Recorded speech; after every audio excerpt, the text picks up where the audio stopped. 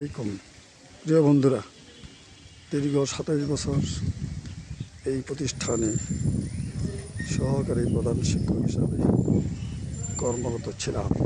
২০২২-এর জানুয়ারিতে অবসর গ্রহণ করেছি। দেখুন, সে আমার দীর্ঘ ২৭ বছরে কর্মরত প্রতিষ্ঠান।